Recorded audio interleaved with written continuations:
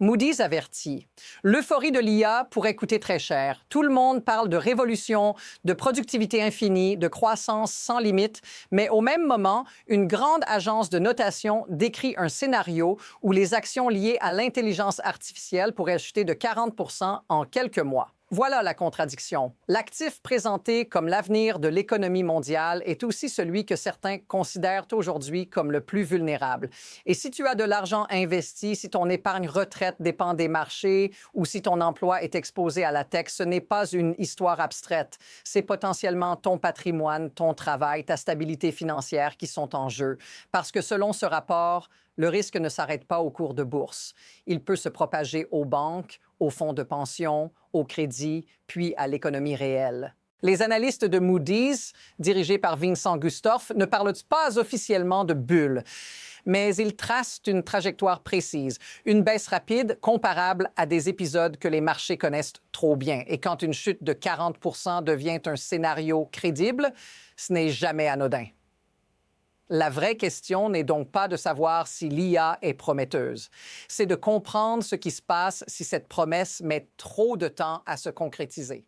Parce que certains indices montrent que le mécanisme pourrait déjà être en marche. L'événement central, ce n'est pas encore un crack. Pas officiellement. C'est justement ça qui rend la situation dangereuse. Dans son rapport, Moody's ne déclare pas qu'une bulle a éclaté.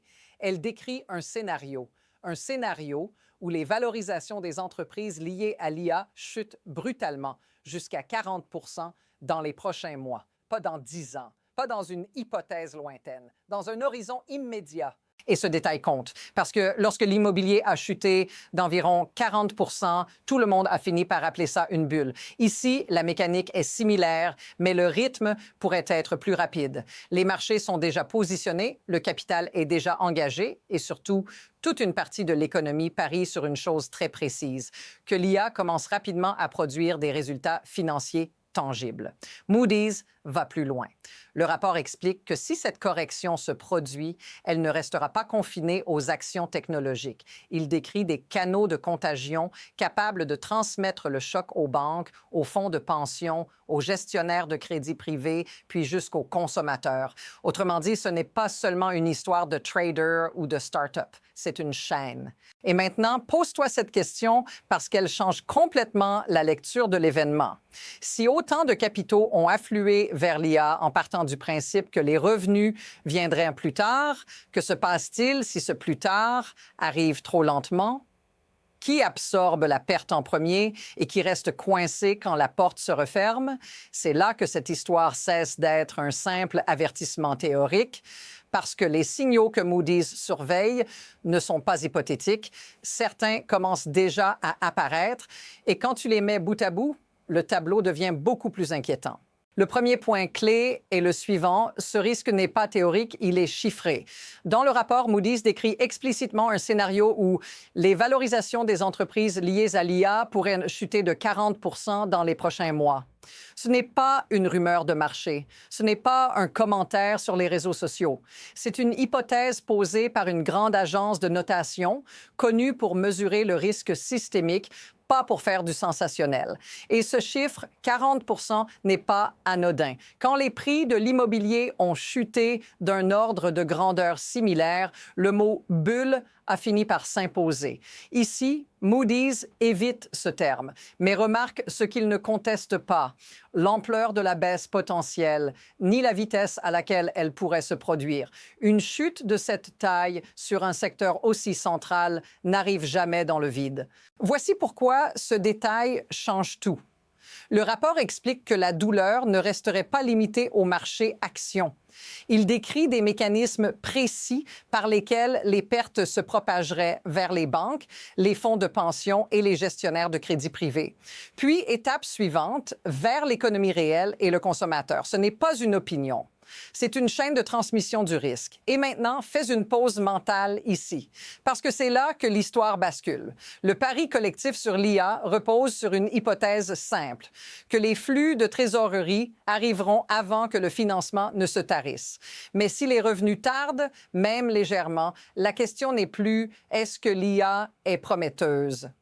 La question devient Qui porte la perte quand la confiance se fissure? Et surtout, qui n'a pas de sortie quand tout le monde essaie de sortir en même temps? Alors regarde comment cette mécanique s'emballe. Moody's décrit une dynamique que les marchés connaissent trop bien, mais qu'ils sous-estiment toujours au début. Quand la confiance commence à se fissurer, ce ne sont pas les actions cotées qui cassent en premier, ce sont les zones moins visibles, le crédit privé, le capital investissement, les financements accordés aux entreprises d'IA qui brûlent du cash en attendant des revenus futurs. Et c'est là que la normalité devient dangereuse. Parce que ce qui est présenté aujourd'hui comme une stratégie rationnelle au financer massivement l'IA en pariant sur des gains plus tard devient un problème dès que les conditions se durcissent. Le rapport explique que si les valorisations chutent, les gestionnaires de crédit privé qui soutiennent ces entreprises devront renégocier les conditions de prêt pour éviter des défauts. Et en parallèle, ils pourraient suspendre le déploiement de nouveaux capitaux. Maintenant, fais le lien. Si les prêts sont renégociés, si le capital ralentit, si l'argent frais n'arrive plus, le modèle entier se grippe. Ce n'est pas un accident, c'est un effet domino. Et historiquement, chaque fois que le crédit se fige, les marchés découvrent très vite que beaucoup d'actifs étaient évalués comme si le financement était éternel. Ce qui est troublant, c'est à quel point cette situation commence à ressembler à d'autres épisodes. Pas dans les détails, mais dans la logique. Une croyance partagée, un afflux massif de capitaux, une dépendance totale à la liquidité, puis un choc parfois minuscule au départ, qui révèle que le système ne supporte pas la moindre déception. Et voici le point clé. Dans ce genre de configuration, il ne faut pas un effondrement généralisé pour que tout bascule. Il suffit d'un signal, un seul. Un moment précis où le marché réalise que quelque chose qui devait être normal ne l'est plus. Voici maintenant l'élément le plus dérangeant du dossier. Moody's ne parle pas d'un choc abstrait. Le rapport identifie des déclencheurs très précis. Parmi eux, un seul suffit à faire basculer l'ensemble, un mauvais rapport de résultats d'un grand acteur de l'IA ou une montée des doutes sur la capacité de laboratoires comme OpenAI ou Anthropic à générer des flux de trésorerie significatifs. Pas un effondrement global. Un simple signal négatif.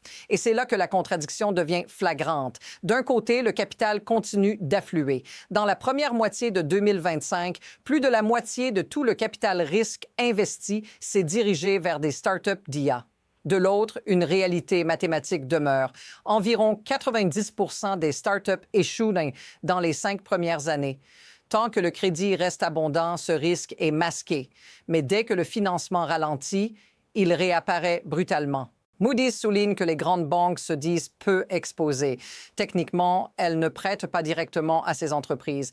Mais regarde de plus près ce qu'elles font réellement. Elles fournissent des lignes de crédit aux fonds de private equity et de crédit privé. Autrement dit, elles sont à une étape de distance du risque réel. Tant que tout va bien, cette distance rassure. Quand les entreprises commencent à tomber et que les investisseurs retirent leur argent, cette barrière disparaît. Et voici la phrase qui change la lecture de tout le rapport. Si les revenus n'arrivent pas assez vite, les gestionnaires de crédit devront soit accepter des pertes, soit couper l'accès au capital. Il n'y a pas de troisième option. Et dans un secteur où la majorité des acteurs dépendent encore du financement externe pour survivre, ce choix a des conséquences immédiates. Maintenant, observe ce qui est sous-entendu. Moody's estime que si rien de négatif n'apparaît dans les résultats du 4e trimestre, la pression ne disparaît pas. Elle se reporte. Et dans un contexte de conditions de crédit plus strictes et de ralentissement de l'adoption, un seul mauvais rapport au trimestre suivant pourrait suffire à déclencher une vente massive. Mais voici la partie que peu de gens veulent regarder en face. Le rapport précise que certains signes pourraient déjà être visibles. Autrement dit, le déclencheur n'est peut-être pas à venir. Il est peut-être en train de se former. Alors, regarde ce qui se passe quand cette mécanique se met réellement en mouvement. Moody's décrit une séquence rapide, presque brutale. D'abord, la pression arrive sur le private equity et le crédit privé. Les investisseurs commencent à demander des rachats.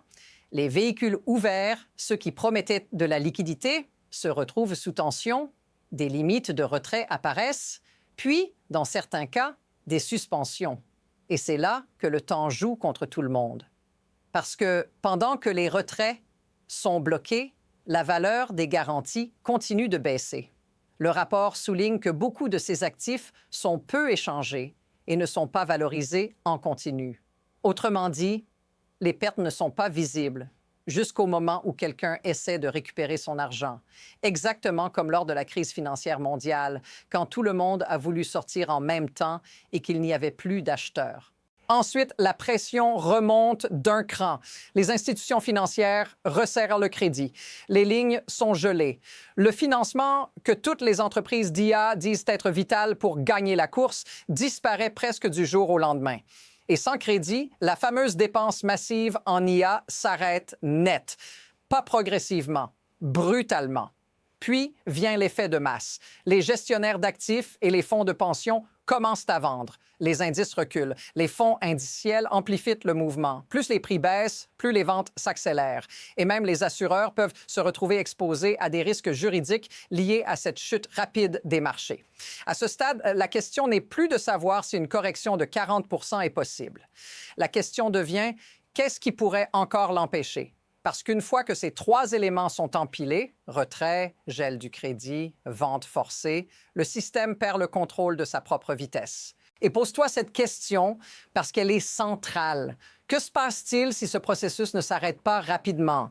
Si, au lieu d'un choc bref, il s'étire sur plusieurs mois, parce que c'est à ce moment précis que l'histoire sort des graphiques et entre dans la vie réelle. Quand le crédit se fige et que les valorisations plongent, l'impact ne reste pas dans les salles de marché. Il arrive très vite dans les entreprises. Les sociétés technologiques, surtout celles exposées à l'IA, n'ont alors qu'une priorité: préserver leur trésorerie. Et le moyen le plus rapide d'y parvenir, ce sont les coûts. Les embauches s'arrêtent, les projets sont gelés, puis viennent les suppressions de postes. Ce n'est pas une hypothèse idéologique, c'est un mécanisme. Quand les actions chutent, les rachats d'actions sont suspendus. Quand le crédit se resserre, les investissements ralentissent. Et quand les revenus ne compensent pas encore les dépenses massives en IA, les entreprises coupent là où elles peuvent. Moody's décrit ce moment comme un point de bascule où la promesse de croissance future ne suffit plus à justifier les pertes présentes. Et là, l'effet s'élargit. Les ménages les plus exposés au marché voient leur patrimoine fondre. Les salariés touchés par les licenciements réduisent leurs dépenses. Et dans un contexte où les conditions de crédit sont déjà plus strictes, cette contraction se propage aux petites et moyennes entreprises. Moins de consommation, moins de commandes, moins d'emplois. C'est ainsi qu'un choc né dans un secteur présenté comme l'avenir commence à peser sur l'économie entière, pas par panique, par enchaînement logique. Et pour beaucoup de gens, ce n'est pas une question de performance boursière, c'est une question de stabilité, de sécurité, de projection. Si cette dynamique te semble familière, dis-le en commentaire, parce que ce sentiment de déjà-vu n'est pas un hasard. Si ce scénario revient encore et encore, ce n'est pas parce que les acteurs sont irrationnels, c'est parce que le système les pousse dans la même direction. Le rapport de Moody's le suggère sans le dire frontalement. Tout repose sur des incitations alignées sur le court terme. Tant que le financement est disponible, tant que les marchés récompensent la promesse plutôt que les résultats, chacun a intérêt à continuer. Les dirigeants investissent pour ne pas être laissés derrière. Les fonds déploient du capital parce que tout le monde le fait. Les banques restent en retrait direct, mais alimentent le système par des lignes de crédit indirectes. C'est là que le mécanisme devient dangereux. Le risque n'est pas concentré à un seul endroit. Il est fragmenté, disséminé, dilué à travers des structures complexes. Chacun pense être protégé parce qu'il n'est qu'à un maillon de distance. Mais quand la pression monte, cette distance disparaît. Et ce qui semblait être une dispersion du risque devient en réalité une synchronisation des pertes. Moody's met aussi en lumière un autre levier clé, le temps. Le système fonctionne tant que les flux de trésorerie arrivent avant que la patience des investisseurs ne s'épuise. Mais plus les attentes sont élevées, plus le délai acceptable se raccourcit. À ce stade, même une adoption réelle de l'IA peut ne pas suffire si elle ne se traduit pas assez vite en résultats financiers mesurables. C'est pour ça que cette situation est si instable. Elle n'a pas besoin d'un choc externe majeur. Elle est vulnérable à la déception. Un écart entre le récit et les chiffres, entre ce qui était attendu et ce qui est livré. Et quand tout un système est construit sur l'idée que ça marchera plus tard, le moindre doute sur ce calendrier devient explosif. Maintenant, regarde où on en est. Les attentes sont maximales. Le capital est largement engagé et la marge d'erreur se réduit. Dans ce contexte, la question n'est plus seulement ce qui pourrait mal se passer. C'est à quelle vitesse la situation peut changer quand le récit dominant commence à se fissurer. À court terme, deux trajectoires se dessinent et aucune n'est confortable. La première, c'est celle que le marché espère. Les prochains résultats rassurent. Pas extraordinaires, mais suffisants pour maintenir le récit. Les revenus progressent lentement, les pertes restent élevées, mais la promesse tient encore. Dans ce scénario, la correction est repoussée, pas annulée. La pression se comprime. Le système gagne du temps, mais ce temps a un coût. Plus les valorisations restent élevées sans confirmation claire, plus la chute potentielle devient violente au moindre faux pas. La seconde trajectoire est plus brutale. Un acteur clé publie des résultats décevants. Pas un effondrement, juste un écart. Une croissance plus lente que prévu. Des marges qui tardent à apparaître. Et soudain, ce qui était toléré ne l'est plus. Les investisseurs ne se demandent plus jusqu'où ça peut monter, mais qui sort en premier. Dans un marché déjà fortement exposé avec peu de liquidités disponibles, ce changement de question suffit à inverser la dynamique. Moody's ne dit pas quelle trajectoire va se produire, mais le rapport insiste sur un point crucial, l'asymétrie. Le potentiel de hausse devient limité, tandis que le risque de baisse reste important. Et dans ce type de configuration, les marchés ne préviennent pas. Ils réagissent, souvent trop vite, souvent tous en même temps.